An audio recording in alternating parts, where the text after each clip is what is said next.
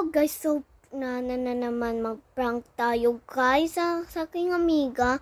Ay meron na naman ako ipaprank sa kanya. Sa gym tayo magpa-prank sa umang kadoryon. Char. Kaning pagkaugma kay i-prank na mo siya, ignoring prank. That is ang meaning sa ignoring prank is dili pansinon. Guys. So guys, ang meaning sa ignoring prank ay dili ka papansinod sa kanyang amiga mo. Anak na siya guys, so tapos ipapansin siya, anak siya. Huy, mga guys, mga bayot di ay mga bayot. Nag-unsa man mo da, di jud ka. Ang sira na guys. Nasa nag-turtle guys, na di ka ang sira. Wala ka wala, dili ka pansinon, anak. Maski na pagkaugma, di pansinon na kanila, anak ka.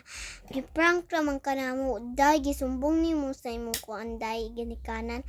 Asya, oh malamang, di na ako isumbong.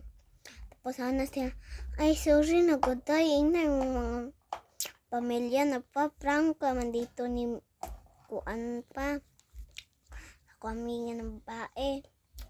So, mao na meaning sa ignoring prank. So, ugma na ta mag-prank, guys.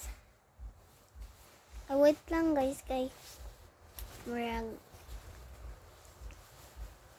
Ugma na jud mong i-prank kasi maniminduhan ni Kenny Dodong. O tama si Dodong. Si Dodong na to og si isang dili ipapansin natin guys. At ignoring prank ang tawagan na guys. Bye-bye. For Merry Christmas dito sa uban guys. Sorry jud guys na wa ko na nag-graduate sa i-graduate. Nag-ingon sa inyo guys kay bagong vlogger man ko guys. So mao na karon na ko nagkuan guys nag-ingon sa inyo Merry Christmas sa tagag adlaw at New Year na naman. Tapos Happy 2025 sa Jandra sa mga Davao di Oro Davao Oriental o na ba mo sa Manila tanan na mo sa Bohol Cebu ana tanan na diri basta lang Davao tanan. Tuwa ka ng taga-Digos dra kay taga-Digos mi sa Bukidnon. So, agto lang mo dito na pahatana na magpa-picture ba mo anak guys. Diri sa tagom amuan diri ang tinuod na balay. Bye-bye guys.